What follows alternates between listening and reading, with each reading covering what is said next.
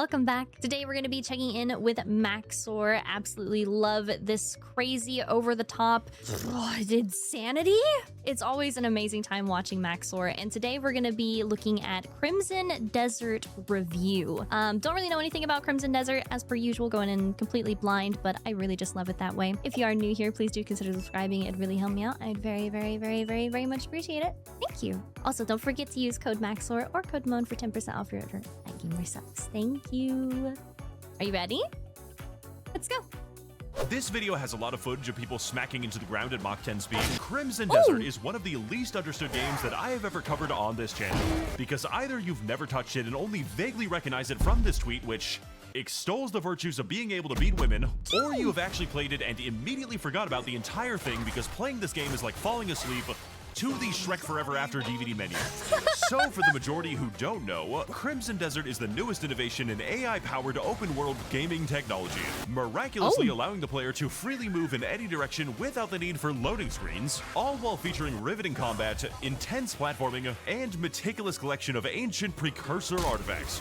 Except no, the game I am actually describing is Jak and Daxter, the Precursor Legacy for the PlayStation 2, which you can actually run natively on your PC without emulation using this cool software that decompiles your ISO called OpenGoal. Except no, again, I am actually playing Jak and Daxter, the Precursor Legacy inside of The Sims 3.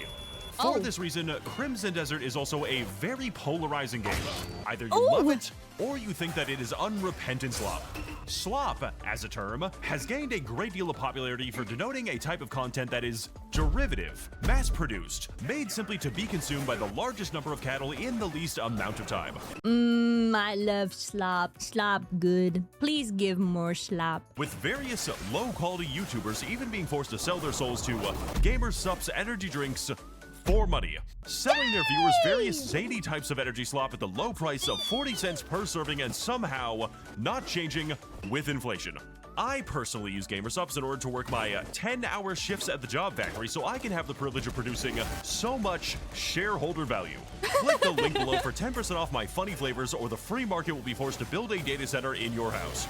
Or perhaps that is all commie bullshit. It's not like baiting people with politics on the internet is really easy or anything. So to prove the political neutrality and objectivity of my news and fact-orientated YouTube channel, for my next trick, I will misgender a non-binary person while acknowledging that this video was written on stolen land.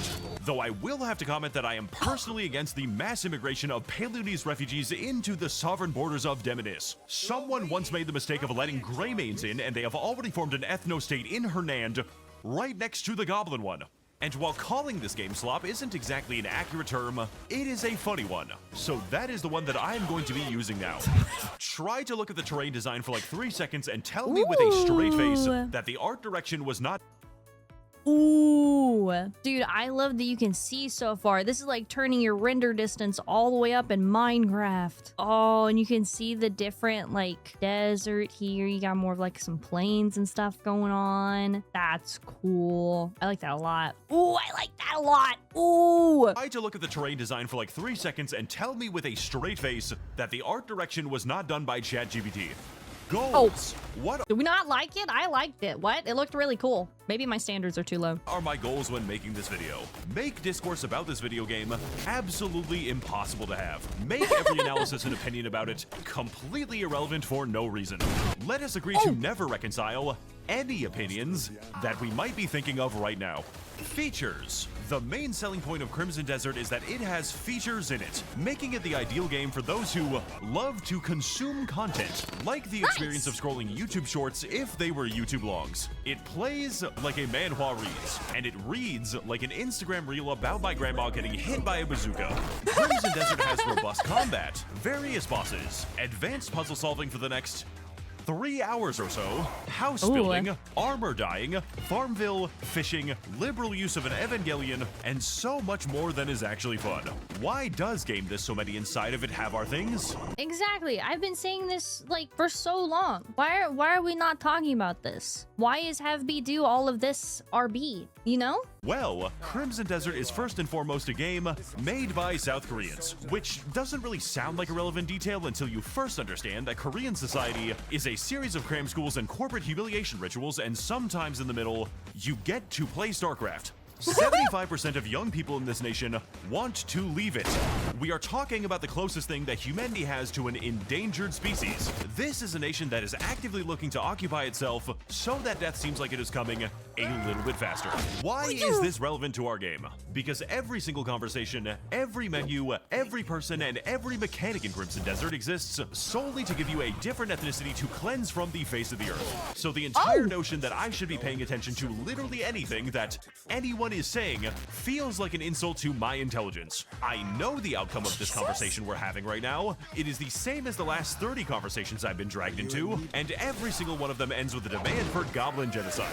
And look, okay, I am definitely not saying that this game might have a problematic depiction of goblins or anything. I just think that it's kind of weird that they happen to live as a minority of inherently conniving traders, black marketeers, and profit-driven debt collectors with the sole honor of being able to charge white people usury and run all of Hernan's financial institutions. I'm sure that this has absolutely no relation to any hypothetical stereotypes that may or may not exist in real life. I just think that this game might not be for you if you are Italian.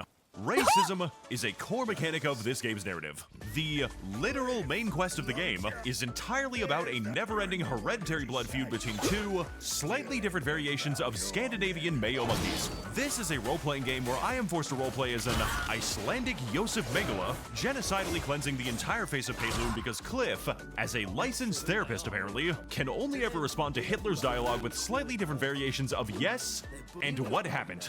To put it simply, questing in this game is an absolute nightmarish slog, predicated by the idea that dialogue in and of itself is either a route to American historical reenactments or a vehicle to a 2-hour puzzle in which you slowly and manually move boxes around hoping in vain that you will swiftly die of old age. I want you to imagine this given scenario.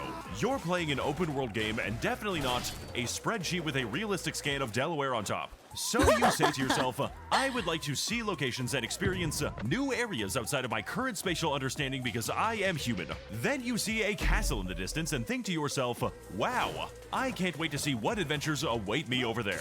Only to discover that the castle has no enemies inside of it, no loot you can actually find, and the knowledge that you have now wasted 20 minutes of your narrowing lifespan. It's just there for pretty. Some things are just for pretty. But yeah, no, that would be quite annoying if everything is just, well, we don't have a plan for it, therefore it's useless, and you don't get to do anything fun with it. That's not really fun. How devious and quirky. Then, 7 hours of real time later, you just happen to be taking a random quest that you found on a spreadsheet, wherein this desaturated ice dweller has the actual caucasity to inform me of this mysterious and hitherto unknown castle in the distance containing unique enemies and an entire boss fight in it. Because I cannot emphasize it enough, this scenario is every single thing in Crimson Desert.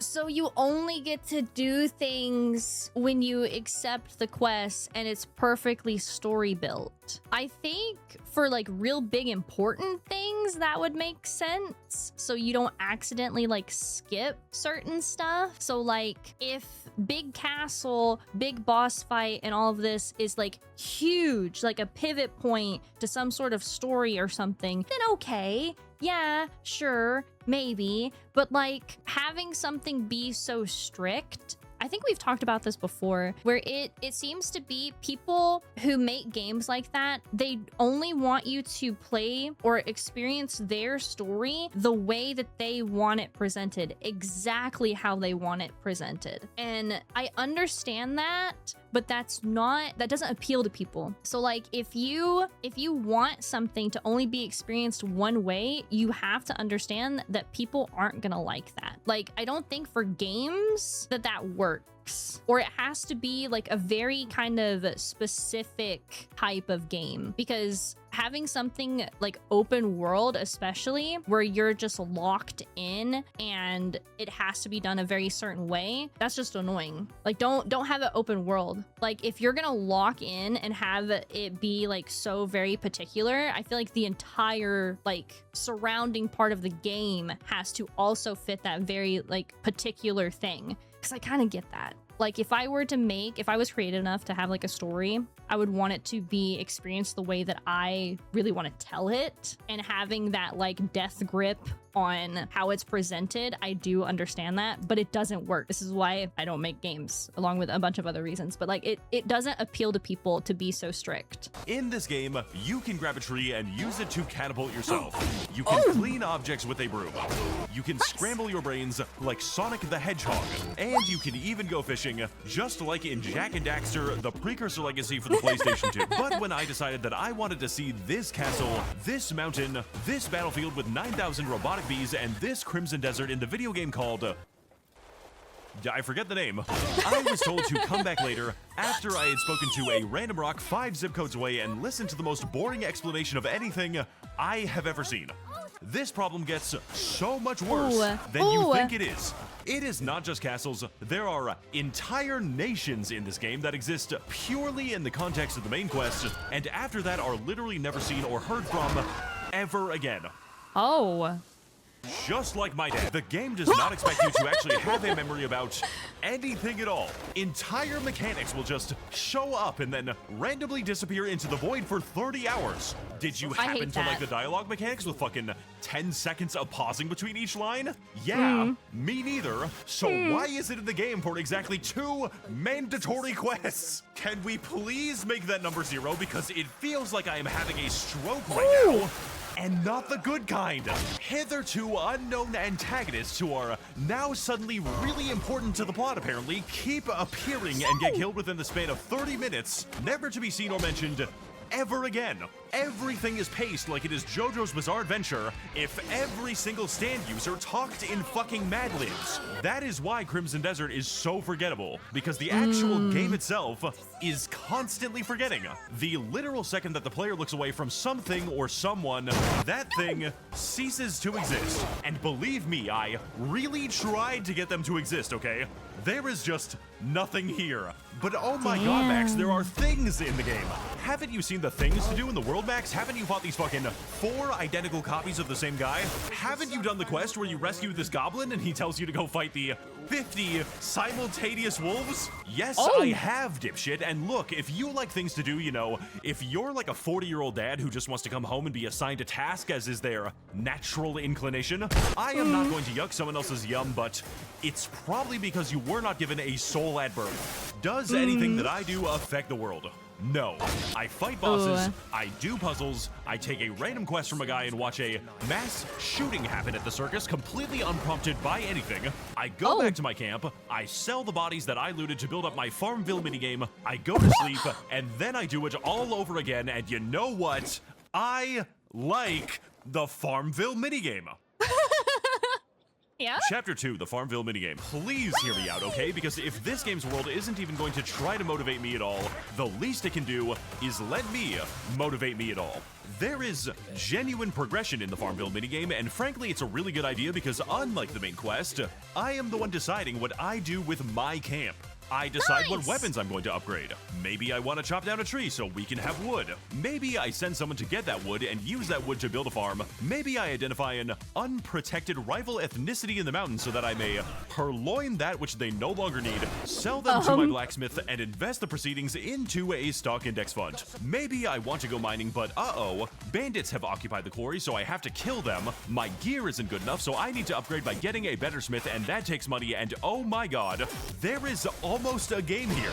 I can choose where to invest my money. I can invest in myself by purchasing 200 rotisserie chickens, and I had to search every single grocery store in the game for this, please laugh.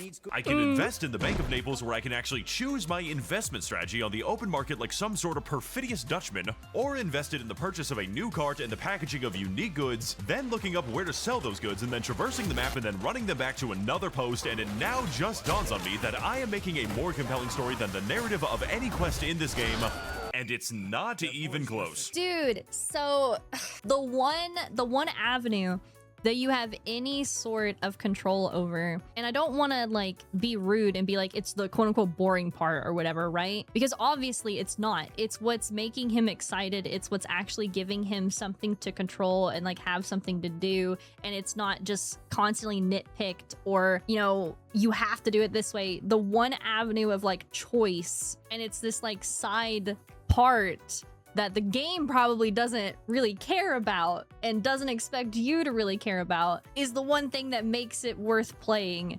That's sad. That's sad. And in my personal opinion, I think you fucked up your game. That's if someone has more fun playing your game in some little side aspect instead of your main game, you done messed up, Aaron. That's very unfortunate. But that makes sense in the game where everything's like dictated. This one little spot where, yeah, okay, you can do whatever you want because, oh, we don't care about this farming part of the game. Do whatever. It's not important. And then it becomes the most important. That's crazy. If you want me to remember a location, do not make me save it. Make Ooh. it mean something to me.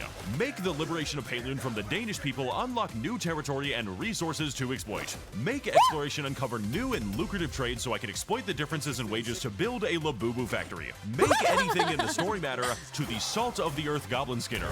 And yet, I still have to mine random outcroppings of iron and copper like a Congolese child, even though I have an entire ethno-state at my personal command, because this game cannot decide between dialectical materialism or great man theory. One subscribing to the idea that change can only come through a single man's drive for profound and tremendous violence. That if there is a problem, it is because there are bad people in charge, they are bad because they decide to be bad, and all we have to do to solve the issue is to kill them. Murder. Nothing fundamentally changes except that we have to put the right people in charge, and the right people are always me. While the other one postulates that the advancement of society ultimately comes from collective material advancement and the endless struggle between differing modes of production, eventually culminating in the birth of a bourgeois goblin class. And with these two competing philosophies in the same game and indeed focused into a single Napoleonic figure who barely speaks in conversation, leads us to the final synthesis representing all the flaws and contradictions of Crimson Desert itself. This game, genuinely and accidentally, love it or hate it, is liberalism, and in conclusion, would be unable to commit to a coherent position on Israel.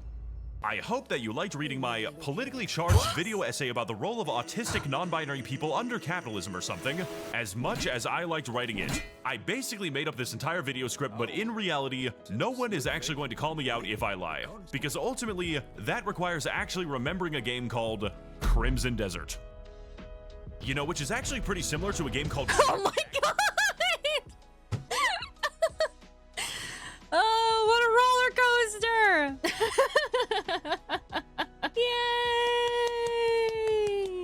Yay! Okay, all right.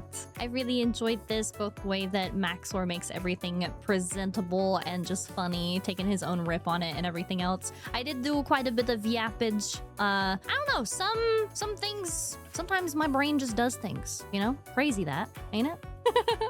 I hope you enjoyed that. Please, please, please, please, please make sure you go check out the original video. And if you like my video, make sure you like and subscribe so I can see you in the next one. Thank you. Bye.